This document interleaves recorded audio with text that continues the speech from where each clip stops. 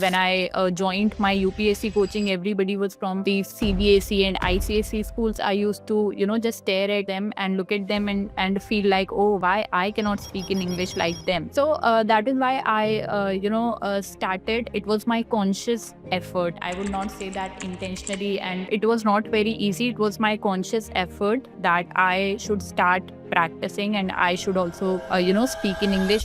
Hi, everyone, and welcome to the podcast. This is the space where we dive into real stories, real journeys, and some meaningful conversations. I'm your host, Ronak Tuli, and today's guest needs no introduction for so many students, so many learners and aspirants. She's a civil services warrior. She's a storyteller and a creator who has turned her experience into empowerment for others. So, from UPSC preparation to speaking about mastering English, her videos don't just inform, they inspire us. So, please join me in welcoming someone whose journey is as courageous as it is relatable. The very grounded, very inspiring Bushra Raza Khan. Bushra, thank you so much for being here. Thank you so much for coming to this podcast. Thank you, Ronak. Thank you for inviting me. Thank you so much. I am so glad, very excited to see you, Bushra. So now I want to ask you some very, very important questions, something that I'm sure all of us need answers and your insights about. So, can you take me back to the journey? What inspired you to start your UPSC journey and all that you do right now? Yes, when I think when I was in 12th, there was a serial. I don't actually remember the name, the TV serial that I used to watch. And I think that was the only thing that inspired me to be in this civil services field, or, to just prepare for the civil services. That was the only thing. I did not know what were the privileges. I did not know. I did not know anything. But I think by just watching that TV serial, I was inspired that I should also become an IPS or an IAS officer back when I think I was 15 or 16. Yes. So, what was the protagonist doing in that show that you wanted to do that? You wanted to have the power to do some important things, like a change.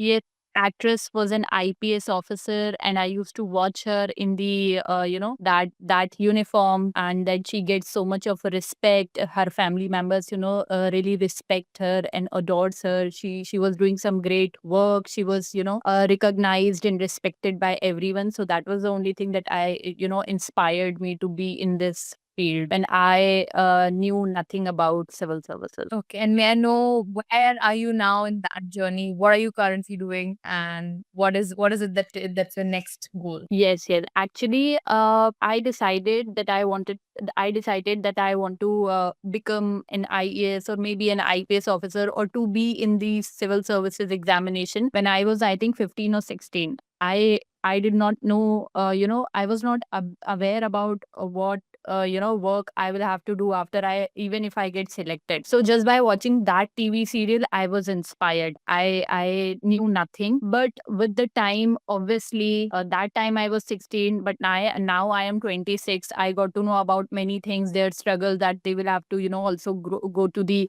villages. It's not a very glamorous job. So yes, after that I got to know about the practical things as well. But what happened is I just realized in the middle in 2019, I just started my YouTube channel, and I was, doing these kind of videos. I was doing pretty well, but I realized after 10 years that my interest in, in this UPSC preparation and exam is, is gradually decreasing. That is a very sad part, but that is the truth, because mainly it was because I was inspired to be in these, to be in these services just because I just watched some TV serial. There was no, a real inspiration behind it. Right. But I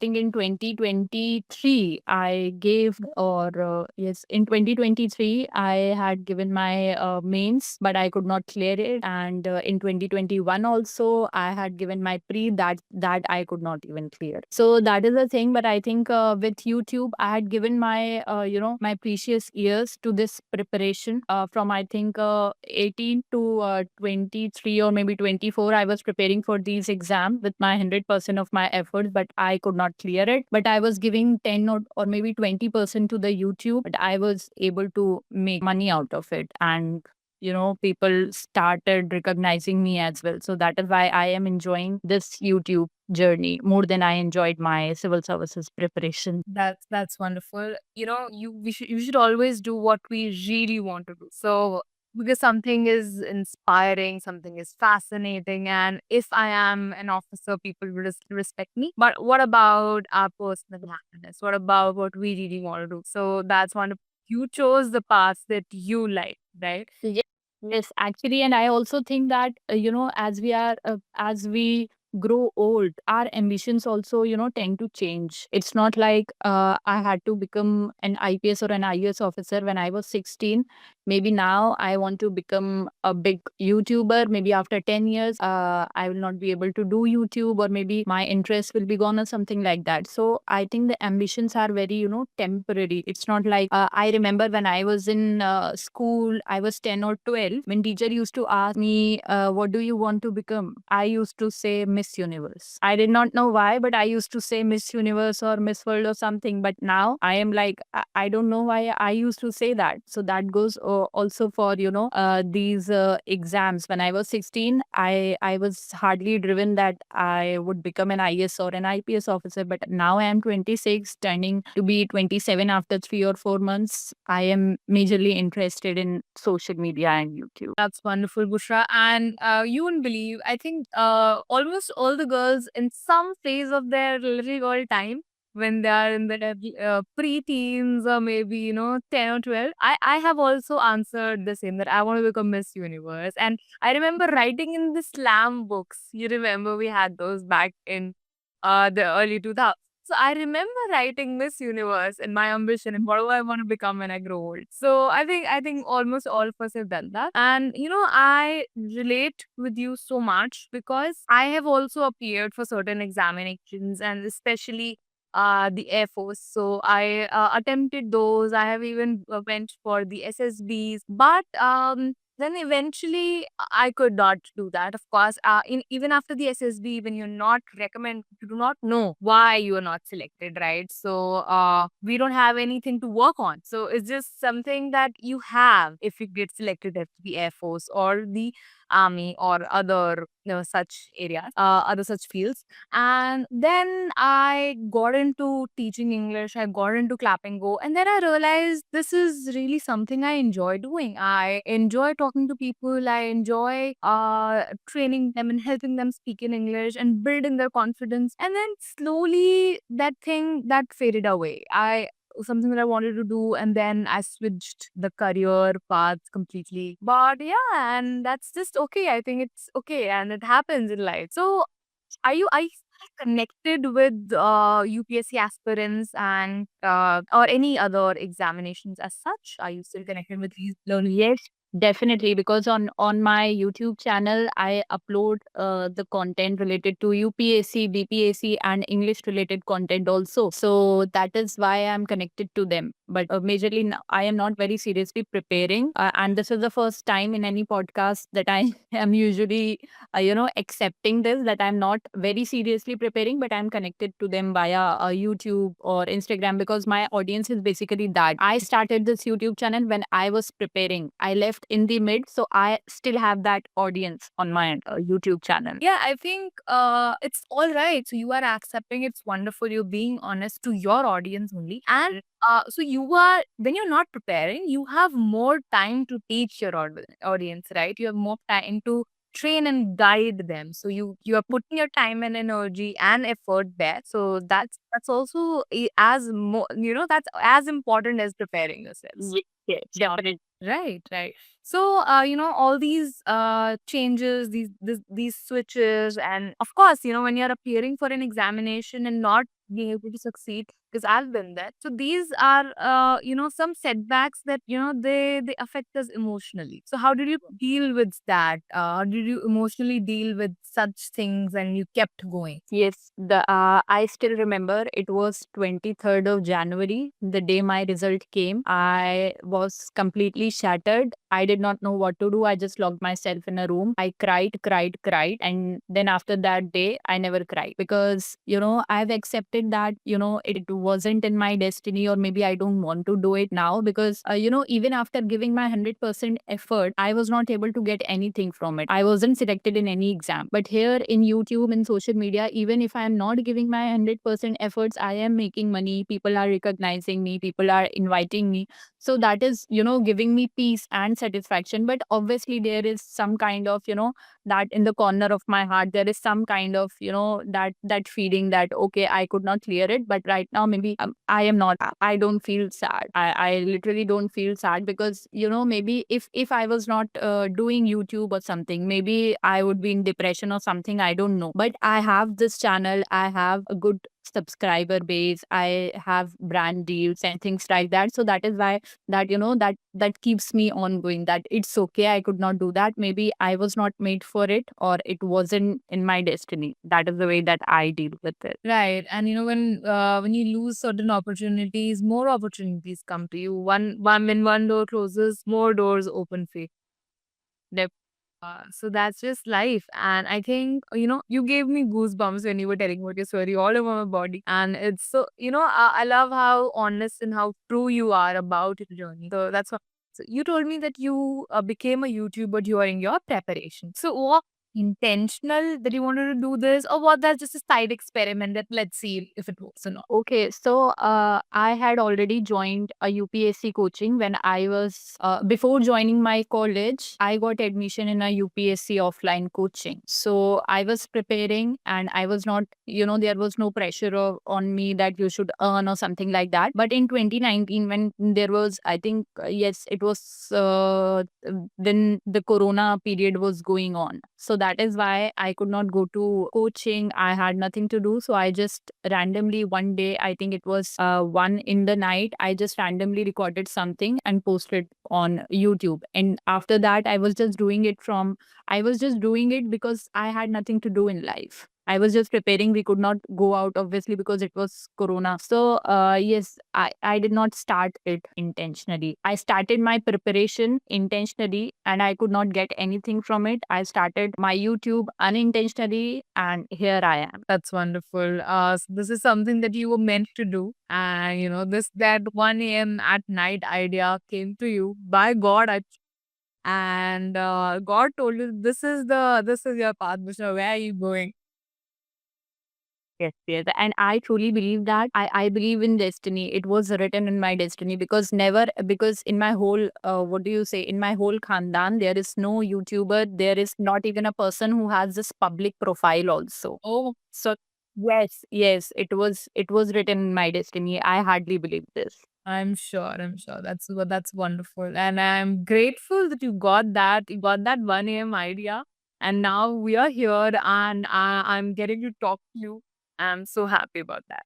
So, many of your videos are for people to help improve their English. So Yes. why do you think spoken English is such an important skill for everybody, for people, for aspirants, and for anybody in general? I think because the first reason is, if you do not know how to speak in English, people would think that you are not literate. This is a very bad thing that people just think that if he or she doesn't know how to speak in English, she's not literate. She is maybe illiterate, no matter how educated that person is. So I think learning in English is very important these days, just to, just so that people know that, okay, you are of their level or something like that. So that was my thing. And also, I would like to share that I was from UP board, and here in the schools, what happens in the UP board schools, what happens is they do not teach you how to speak in English. They teach you the rules. ING plus verb ki third form plus had ke saath has lagega, this and that, and they do not teach you how to speak in English. So I used to get full marks in grammar, maybe 8 out of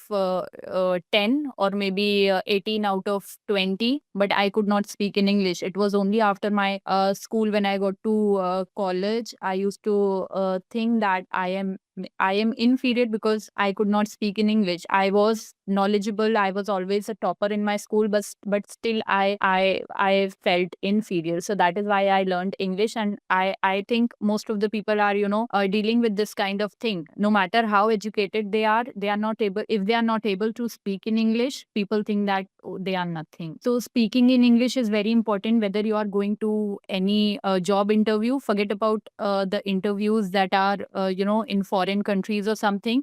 In India also, if you are going to any corporate job also, the interview is totally in English. They do not even ask you whether you can speak in English or not. So that is why it is very important. I think this is why speaking in English or learning English is very important. Yeah, all these interviews, I think by default, it is obvious that these are going to be English, and you are supposed to know English, and you are supposed to be very fluent and confident in this language. So there's no question or doubt in that anymore. You're so right. And where are you from in UP? As you said, I am from Lucknow, the Nawabo ka Sheher. Wonderful. So good to know that you're my neighbor. So even my town is in UP. So so you're right. I have a friends from UP board. So in CBSE board, they did not teach the rules as much. They taught us. We used to remember. I was like, okay, but in UP board, they were very particular about all these rules. So CBSE board children might not know or remember these rules as such. But UP board children know the rules really, really well. So you are correct about that. I have also experienced that. So how was it for you, your own journey with English? So as you said that it was after school that you started or you realized and you started to learn it. So was it easy for you? What were the challenges? What were the difficulties that you had to face after that? Uh, yes, it was not definitely not easy for me because in I was always a student who who was from English medium, but unfortunately from a UP board school because my parents did not have that knowledge that okay, CBSE schools are like this, UP board schools are like this. So we were just taught the rules, and we were not taught how to speak in English. That was very important actually. These days people don't see if you know the rules or not. They just see how fluently you are talking or speaking in English, right? So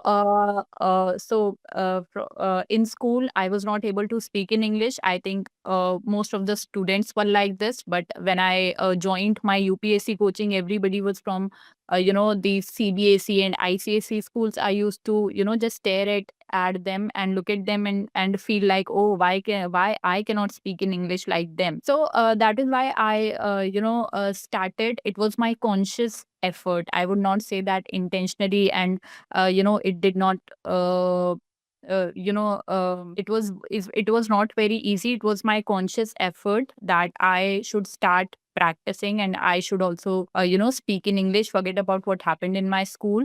Now in order to survive in these coachings or maybe in the college, I should speak in English and I should learn how to speak in English. It was a very difficult journey because when you start speaking in English, you're not very fluent, and people around you think that they think, oh, you are gawar, or maybe you cannot speak in English.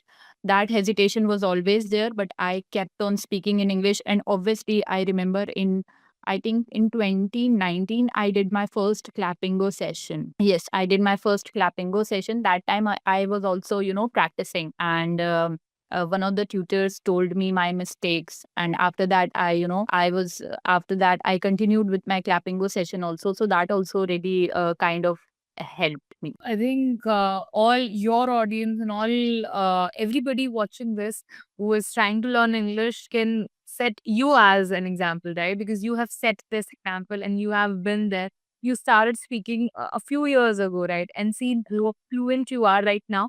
And if anybody talking to you won't be able to guess that you are not from a school where you were taught in English, where you had to talk in English. So that's wonderful. When you keep going, so things just come to you but when you put in the effort, when you put in the time and you work for it. So yeah, it's commendable. It's just amazing to see how far you have come, Bushra.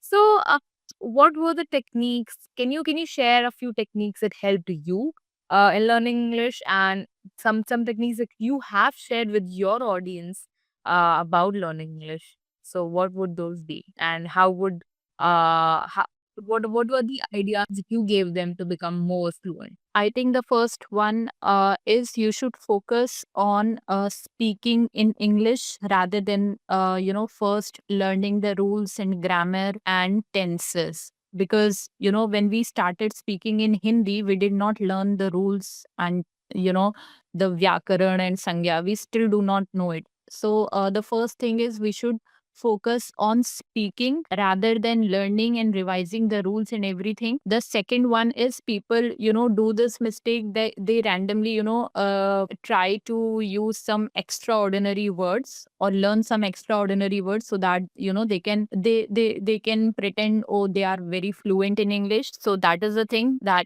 But they want to sound like native English speaker. yeah, yes. So do not unnecessarily learn these words. Obviously, if you are at an advanced stage, you need these kind of words. But if you are a beginner, so you do not need these extravagant words to just sound or maybe pretend that you are a native speaker. Third, I would say that we should whoever is starting with their English speaking journey, they should uh, try to think in English in their own mind. And other thing I would say, when people start speaking in English, they start speaking it very fast. They think that, speaking very fast, people would think that they are fluent, but that is a very wrong perception, I would say. So first frame the sentence in your own mind and then speak rather than, speaking in hurry to sound fluent. So these are the tips that I always suggest my audience. Right, that's amazing. So number one being not be as concerned about grammar, because that's what I see with my all mostly all my learners is that they're very concerned about the grammar, and they want all the sentences to be perfect. And I like cannot be perfect. When you started learning your mother tongue, you were not perfect. You were making mistakes, and you were talking in that language just as freely as a child, and that's what you want to do when you are speaking in any new language, English in this particular case. Number two, being not using very fancy words. So it's okay. Start with basic vocabulary, right? Because that is what the most important is. So you have to communicate. You have to get your point across. It does not require that you use all the words of the dictionary that you learned in one conversation. So that's very important. You're right. Number third, be not thinking in English. So a lot of learners, they think in their mother tongue and then they translate. So that is also a problem. So you have to. I know the step that you gave. It's a very important. That's something that I tell all my learners. But it takes some time, right? So your audience should know as well that it should come naturally, and it will take time. So you have to start maybe with one sentence a day. That's just so from 24 hours is one sentence a day. Think in English. So that's very important. And number four was also very apt, that when a learner is trying to speak in English, they want that they speak in the as quickly as possible, get done with it and say the right sentence. That will not happen. You will take some time. You will have to speak slowly, and that just so wonderful tips you gave, Bushra. So I'm sure your audience and everybody watching this will definitely be benefited by this. So great technique. So these are very important tips for beginners who are trying to learn English. What's your advice to learners or students who are scared of speaking in public or speaking in interviews? So they are afraid, there's a lot of fear. So, what is your advice for the people who are scared to speak in public and in interview? I think even if it is embarrassing, you should seek, because everybody, maybe everybody who speaks fluently right now was at that stage. You will have to accept that. So I think there is no escape. When I also started speaking, people laughed at me. I was, hesitant of speaking, but still I keep on practicing. So you will always have to keep on practicing, and there is no secret tip or maybe trick that, if you are feeling embarrassed, or if you are if you are hesitant of speaking in English, so you should do this, you should do that. Even if it is embarrassing for you, or maybe you do not feel confident, you will still have to speak. That is the only thing. You will still have to practice. That is the only thing that will help you. Other than that, there is no other thing. I don't think there is some other way. That's true. And I think something that I just remembered when you said that, if I'm trying to learn how to cycle, I will not learn how to cycle just by reading, right? Or just be telling me, "Oh, this is how you put one pedal and you have to, you know, push from both your feet." So I have to sit on the cycle. I'll have to be there. I'll have to be on the road and try to cycle, right? I will fall, of course, in the beginning. I will fall, get hurt, but there is no other way to learn how to cycle. So, yeah, especially in English. So, when we speak, so it has to be in front of other people. It has to be sometimes in public. It has to be with a tutor, maybe with a friend, maybe. But you have to speak, right? You can learn. Yes, definitely. And also, we need to accept the fact that, it is not our mother language. So, we should not keep that expectation from ourselves that, okay, the first sentence I would utter from my mouth will be the perfect English sentence. I also make mistake and I am aware of it. But for that, I keep on practicing and I accept that I'm not perfect in English. But also, this is a very practical thing that this is not my mother language. Even I am not perfect in my mother language also. So how can I be perfect in English? I cannot speak. Sometimes I cannot speak Hindi also fluently. So that is a natural thing that we need to accept that it's okay to make mistakes. This is any which ways is not our mother language, but we have to keep on practicing. Absolutely. That's correct. There's no other way. You have to speak, you have to practice, and that is how you get into the flow of it. That's right. And I always tell my learners that when you make mistakes, so that is the best you're doing, because when you're making mistake, that means you're learning. If you want to keep shut, if you want to always speak the perfect sentence as you said, how are you going to learn, right? So that's super important that you make mistakes. And even in my session, I tell them make as many mistakes as possible, because that will give me something to give you corrections on. So that you will learn something new every day. So that's correct. So when you're making mistakes, it means you're learning. So it's very important to make mistakes as well. Yes, I have taken my first Clappingo session in 2019, and I still in 2019 or 2020, I'm not sure. And I still remember the tutor was a female tutor, and I was talking with her. And all the Clappingo tutors are so smart. They are they just keep on talking with you, and they just writing the mistakes and things like that. So they used to tell me the mistake and the feedback and everything after every session. So that also kind of helped me personally. Obviously, I was doing the Clappingo session. They are more fun and everything. I used to post them online on my YouTube channel, but at the same time they were helping me and my subscribers also. So that was also a very important thing in my journey. That definitely, I'm sure.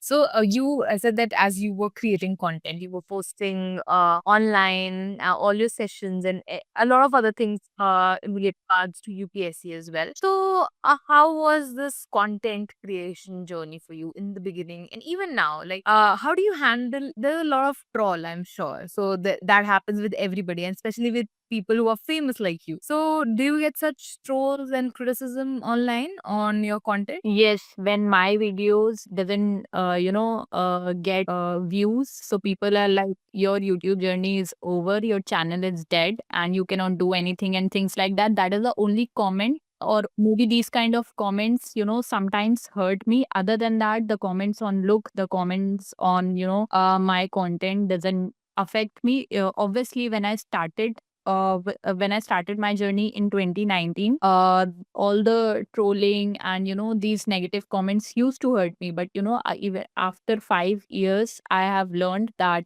just ignore. And I don't deal with them. I just sometimes I just block them. I don't read my comments also. I have just filtered some words in my YouTube and Instagram app. But other than that, I don't read the comments also. If I am posting something just to get their views. That is the only post underneath I read the comment. Other than that, I do not read their comments, because otherwise how will I focus on my content if I keep on, there are thousands and thousands of comments. If I keep on reading their comment, and some comments are positive also, but negative comments are also there. So I consciously do not read my comment section. Earlier I used to do that, because the audience on my channel and the people were very limited, so the comments were also very limited, so I was able to read those comments. But now I usually don't have time, but even if I have time, I don't read the comment. Perfect. So that's the perfect way to handle such trawlers and such people who. Just protect some words that you don't want on your profile, and just don't read the comment.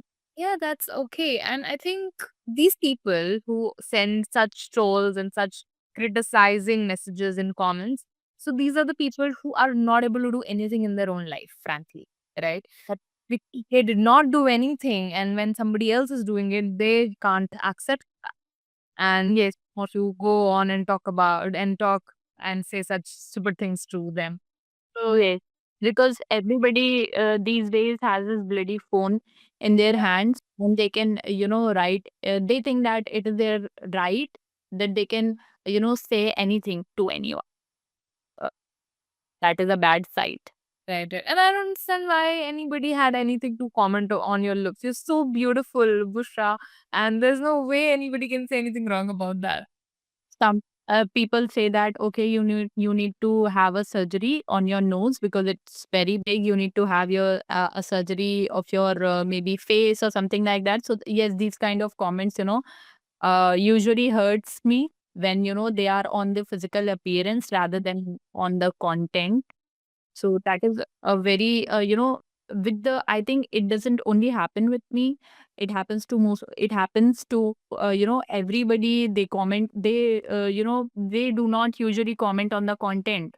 They comment on your looks, on the way you speak, where you come from, religion, community, things like that. So that is a So, all these people, they have ample amount of time in their lives. They don't have anything else to do. So that's the only thing in their mind. So just an example, last night only I was scrolling through Instagram and I'm sure you know Kusha Kapila. So she was quite chubby earlier and now she has lost a lot of weight and she's very skinny now. So now people are saying that you don't look good in your skinny appearance. You were good when you were chubby. But when she was chubby, people used to make fun of her that you're fat and you're this and that. So yes. trollers, they will troll anything that you do and any way that you look, right? See, so there's no end to it. So and you should not get hurt about this. You are absolutely beautiful. Ask your mom, okay? Ask our friends, right? And these people, they are only jealous of your success. That's it. I'm sure. Right. You don't have to, give 1 single % of attention to these. It's Yes. the beautiful. Thank you. And they are the same people who, when someone is embracing their natural self, they say, you are fat, you are thin, you are ugly, this and that. And when they are hurt by these comments and they go for surgeries and things like that, they say, oh, you were naturally very beautiful. Right. You're right, right. So that's the same thing that happens with everybody. So this is great. Don't give any attention to such things. So don't worry about that. Let's talk about how inspiring your YouTube channel is. So it's you post a lot of inspiring content and informational content as well. So but do you ever feel the pressure to perform or to be inspiring all the time? How does that happen? Like is there any pressure or does that come naturally? Yes, sometimes when you keep on making videos and keep in this when you are always in this uh, I would say when you are always on posting on YouTube or maybe any other platform like Instagram, and you are always in this constant eye of people. So there always comes a time when you do not want to post anything on social media. That is the only time people start commenting, why are you not posting? are you alive or are you dead? I was, for 8 months. Yes, for 8 months, I was, from Feb 2024 to December 2024, I was not anywhere. I was off social media. So that was the time people were commenting, are you still alive or are you dead because you're not posting? So that sometimes I feel that pressure of posting even if I do not want to post. So that is the pressure that, I feel because, if I take a break of maybe 10 days or maybe I have taken a break of 8 months last year. So that was the time people start commenting, why are you not posting? Are you not getting brand deals or something like that? So yes, sometimes there is pressure of, constantly posting the videos and, pictures on Instagram and, giving updates. So that also, sometimes it is so exhausting because, my profession is this only being active everywhere, but there always comes a times when, when you do not want to post, you do not want to tell anyone that where are you, what are you doing, you do not want to post even on YouTube also. So yes, sometimes the pressure comes and I've faced that last year. I'm sure, I'm sure. So, of course, you would not to share anything, like not anything, but everything about your personal life, right? So, like to keep some things hidden, some things off the grid, I'm sure. So, what kind of content would you love to make if there was no expectation at all? If there was no expectation at all, I would love to make some of I would like to, exploring the fashion industry as well. But right now people have, given me this tag of being a person who makes videos related to UPSC, BPSC and personality development, communication, language related. I cannot explore that path because suddenly if I start doing something, different. If I remember I posted a get ready with me kind of video, a normal get ready kind of with me video on my Instagram. People were suddenly they were in shock, like, why are you posting this content? We wanted some UPSC or maybe BPSC or language information from you. Why are you posting these kind of? So that is a thing, yes. But I remember that, if I have to make money, the type of money I'm making, whatever I'm making, if I have to keep making that, if I want to, be if I want to get what should I say? If I have to keep on getting the money that I'm getting now, I will have to stick to this content that I realized because people pay you as per your audience. If you're having an audience of UPSC, BPSC, and English related, those brands will come to you and they will pay you for that. If you start suddenly making fashion videos on your channel, and you're not known in that category, you will not be able to get the brand deals. So that is the mind that I have. But definitely, if there was no pressure, or maybe if you ask me if I have to start a YouTube channel intentionally, I would have started a YouTube channel related to some fashion or makeup. Yeah. And I feel you would love to explore that, and I think you should get the opportunity to explore that as well. So maybe sometime, that's something like that 1 a.m. thought at night, you post another channel of yours. So you should do that. You should do that. Something that you feel happy about, right? Something that you feel the calling for. So, Busha, do you think the content industry is treating women the same way as they're treating men? Or do you feel women face extra pressure balancing ambition and personal life in India? Yes, obviously it is always different for women, no matter how much we say that, equality and things like that. But it is always difficult for women as compared to men, because obviously, for example, if we talk about a YouTube channel also. So, here I have seen one thing that majorly the inner circle is male oriented. I can tell you from my own experience, the inner circle is majorly, there are men in that circle. So in order to get in that circle, you sometimes the pay is also not equal. I would also say that even if I am getting the same number of views, even if I have the same subscribers and the other male creator is having the same subscriber base, the same views, the same image, people pay them more. This also happens in this industry. And also one more thing, there is some kind of from my own experience, I can tell you there is some kind of ego issue also, because for example, I have my YouTube channel, so I was working, I was having social media managers, but they were all male, so they tend to think ki, oh, hum iska kyun sune, hum iska kyun follow kare, so that is a kind of ego issue that also comes. So there are issues, definitely it is not same for men and women as far as this content industry or the content economy is concerned. All right, all right. I hope that changes. I hope we get equality there as well. That's just, so normal for us to accept certain things like that, that, oh, this is going to happen. It's just everywhere. So, yes, yes. I hope that changes. All right. Now, a quick rapid fire, please. All right. So, tea or coffee? Tea. Okay.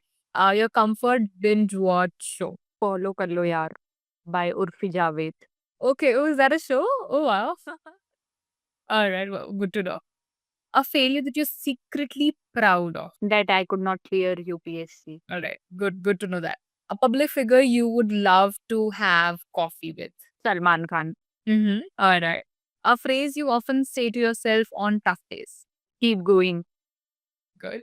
One thing your audience doesn't know about you. That I am a pure vegetarian. Okay, okay. One word to describe your year 2025 so far. Amazing and hectic both at the same time.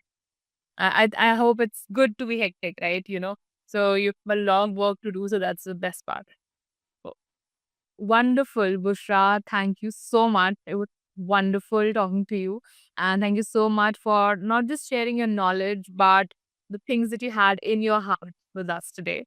So from your journey, UPSC journey, to how you managed all your setbacks, how confident you were, and coming into this industry, content creation, which happened to be the best part for you, I'm sure. Something that, yeah, like a light bulb moment at one night, one fine night of course. Wonderful. So this conversation has been a reminder that success is not linear. It's always meaningful when it's honest. So you have to be honest with yourself as you were, and now you are here. So that was great. Thank you so much for this time, Bushra. Thank you. Thanks to you and the entire Clappingo team for having me after so many years. I got an opportunity to, to just have a conversation. Thank you. Thank you for inviting me. Thank you so much. I feel lucky to have got this opportunity to talk to you as well.